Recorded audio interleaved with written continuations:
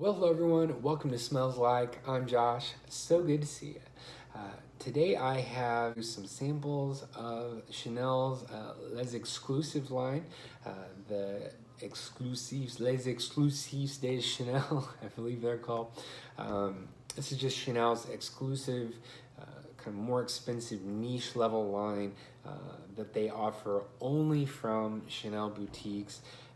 It really has become a legendary line, and so I started with four that I was able to get my hands on, and I thought I'd just go through real quick, give you kind of an overview of them, some first impressions, just to see what these are all about. So the first one is number 22.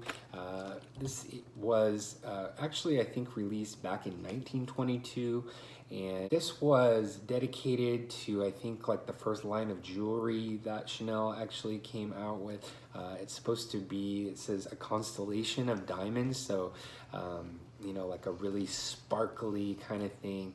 The main note in this is aldehydes, those signature aldehydes, that sort of sparkly, fresh, like fresh linens kind of smell. Kind of hard to explain, but Chanel made those famous with number 5, Chanel number 5, and number 22 I think was meant to be a slightly lighter version of number 5, so it really shares a lot with number 5. When I first smelled this, it reminded me of my grandmother. She used to wear number 5, and it immediately reminded me of her. However, it doesn't have like an old lady smell. It reminded me of my grandmother, and so of course I have those associations because it has the aldehydes, but it also has tuberose and jasmine, so a lot of white florals. There's a ton of other florals in here, as well as a little bit of rose, vanilla, and vetiver. So this really smells like that classic Chanel women's fragrance, but if you can kind of put those pairings out of your mind, and for me, I actually put this on and wore it, and if I can kind of put those pairings out of my mind, it's an excellent fragrance on its own, just as a smell, which can be hard to remove our preconceptions, but I tried my best to do that, and just as a smell, it's really an amazing, elegant scent. Those aldehydes are just so sparkling. There's nothing feminine about that. It is just a kind of something that we have paired with it since Chanel number 5 has long been thought to be that quintessential, classy women's fragrance. And again, the fact that my grandmother wore that the whole time that I knew her, could easily make you think that it's just for older women, but I'm kind of coming around in my openness to fragrances that are thought to have been, more traditionally female, because scent doesn't really have a gender. That's something we've kind of created in our own culture and in our own minds. This is a really impressive, sort of powdery floral aldehyde bomb, and it just kind of has a clean, sparkly vibe to it. Really enjoy this. I think I'll have to spend more time with fragrances like this, fragrances like number 5, as I kind of become more and more open to fragrances like that. The next one I want to talk about is Misia.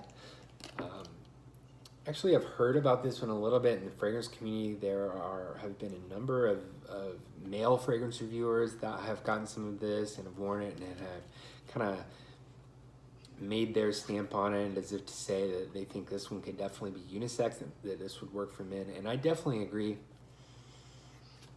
Misia was meant to be the smell of the backstage of the theater, so back when the art of theater was big and you go backstage, there would be the smell of the makeup, the clothing, just everything going on.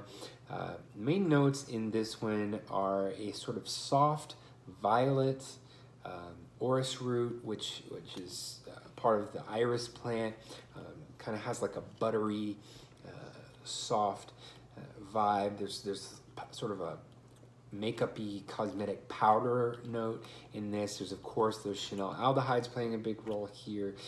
There's also the notes of peach and lychee. And because of those, it has kind of a sweet, slightly juicy, fruity vibe. And so that with those kind of soft florals, there's also raspberry, leather, there's rose.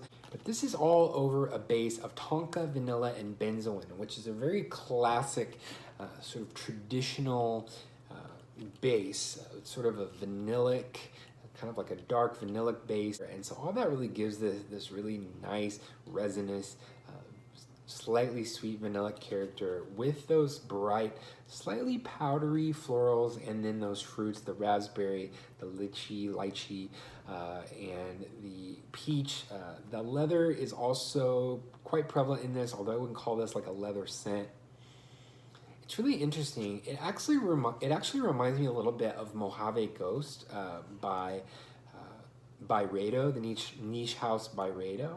Kind of like that kind of dusty floral with some vanillic aspects, and then the sweetness of the fruit. And Mojave Ghost kind of has a similar vibe there. This one really interesting, unique, and wears quite well on the skin. I think this one is pretty easily unisex, although it does have those slightly powdery floral aspects, so it may not be for everybody, but for me, one that I could easily wear and really enjoy.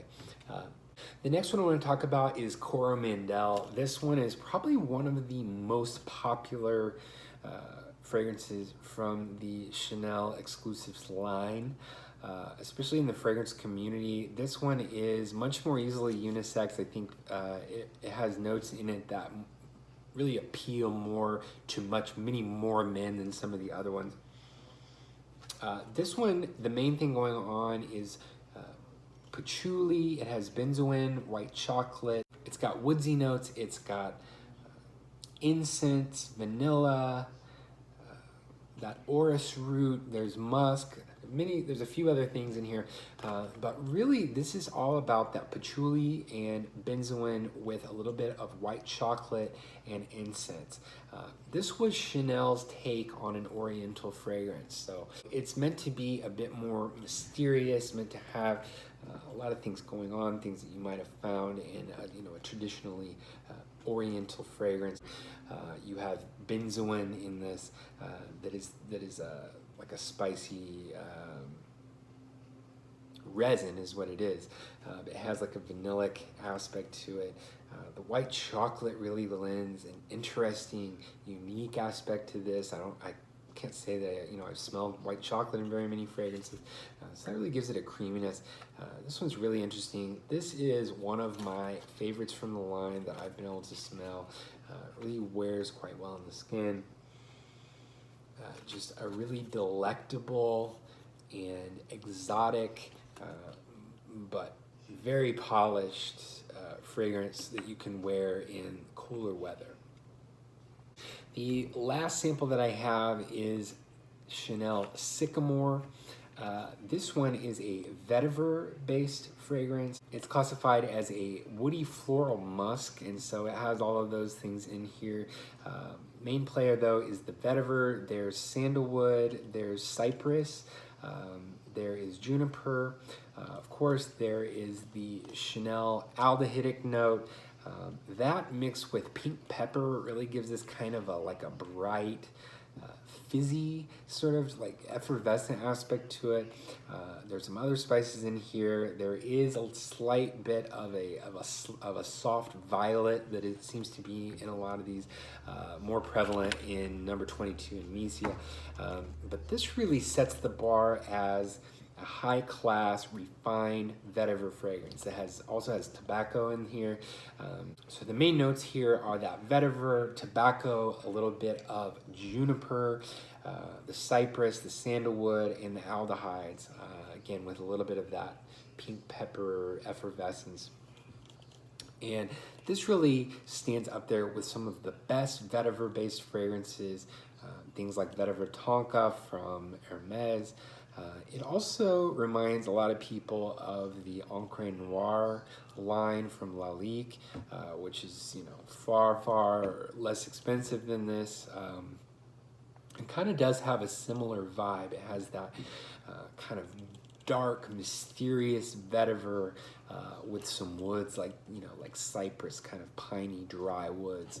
But this one is far more, this one is slightly more polished than fragrances like Encre Noir. Those can be a little bit rough around the edges. This is, all of these Chanel fragrances are just so refined, and this one is no different, although decidedly more masculine than the others, just because that vetiver note has been used in so many classic masculine fragrances. I think that this one would be easy for a man to wear, and maybe too much for some women, just because of that strong vetiver and tobacco and some of those stronger woods that are in this.